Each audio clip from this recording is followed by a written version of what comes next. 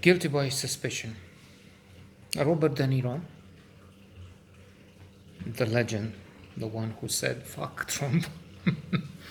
Wonderful, perfect, short message. Let's hope they apply that next Tuesday. And in the ballots, that 75 million people have voted in the US, it seems. So Robert De Niro is David Merrill, director in the movie, who had done wonderful work until he is placed on the blacklist. And then things fall apart. We have seen, and there is a note on the blog, I'm sure you want to find it. Nah, I know you won't, and that's fine. That's the way it should be, actually. A note on Trumbo with Bryan Cranston. Trumbo was launched only one or a couple of years ago, whereas Guilty by Suspicion is already maybe 20 years old. And Trumbo was a writer. David Merrill was a director. Anyway, artists, directors, actors, writers. Edgar J. Robinson seems to have been, surely has been on the list for a while until he decided to rat on France. Because that's what the commission expected. There is that dark period when Senator McCarthy launched a campaign against communists, infiltrated in the government, in Hollywood studios, as you saw it. There are two sides to this thing. On the one side, as one who has had to live under communism for many years and whose life will end in a country that is still experiencing the effects of communism and will for, another generation. I, for one, agree totally with hunting communists. So if there is one evil I see in this world, I hate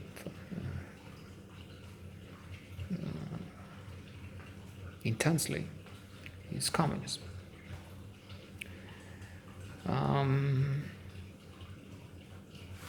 Hunger, lack of freedom, cold,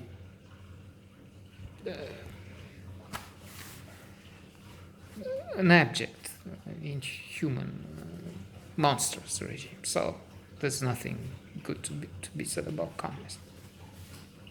Having said that, on the other hand, it was stupid. It was like in the case of the hero of this movie, David Merrill, aka Robert De Niro. Remarkable, solid performance. They destroy his life and the life of others, of friends, of writers, of actors, actresses. One commits suicide. She just reverses the car, puts the car into reverse and accelerates, and then jumps backwards from a cliff from the restaurant where they meet at one point, because she can't take it anymore. Her life was destroyed, had been destroyed. Some decided to cooperate, to name friends. That's what they expected. They said, I think, more than a couple of times. That's what the commission in the Senate wants you to do, to just name your friends and say you're sorry. Zanuck is one figure in this whole famous, powerful head of the studio figure in this movie.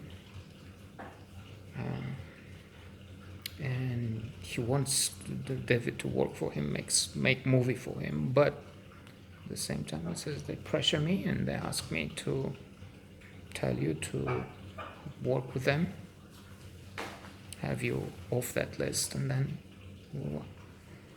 there's this conflict between having to tell the truth, having to try and protect the family, but also be honest and moral towards oneself, towards friends. And the director is under huge pressure because it's one individual powerful case, and we empathize, we have a feeling of the drama, which is better. I have to try and look this up. I've read in a book recently that someone, and I keep thinking it's Stalin, but I don't know. Maybe it is Stalin who said the drama of one man killed a woman is tragic, has an impact, not in these words. 1,000 or 10,000 killed, dying in China is just statistics. So we're moved by what happens to this man and then some characters around him, more than if this would be about hundreds of people, which it is. His case represents what happened to many others. We're told at the end with the credits that hundreds, thousands of people have been affected by this. Hundreds have lost their jobs and have been hunted for more than 20 years. So he cannot direct. He doesn't find a job. People run away from him. He goes to New York from California. And he meets with some friends and doing a play. And when the woman finds he is in this position, wanted, followed by the FBI, go away. He finds a work as a sort of a laborer in a shop repairing things, equipment. And the FBI is there, coming to them when he just leaves, and he's desperate and he's saying, "What can I do? I want to make movies. That's what. That's all I ever wanted. I mean, I haven't done anything wrong. What should I do? Should I give them what they want?" And he's in front of the commission, but he cannot do that. He finds he cannot. So in that, he's a role model, an example. He's facing up to whatever trauma is in front of him, more trauma, because at that stage he had already been rejected, fired from one job or another, hired for a few days as a director, but then thrown out again when they found that he is on that blacklist. So he is a brave man, ready to sacrifice for his values, for ethics, which is unbelievable in the age of the very stable genius, and at the time when the last time over 60 million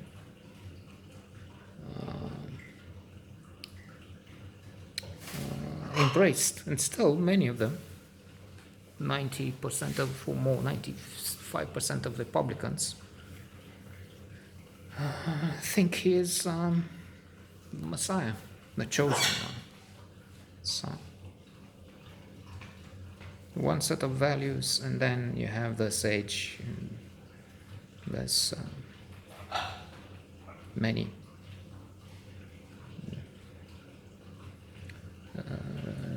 these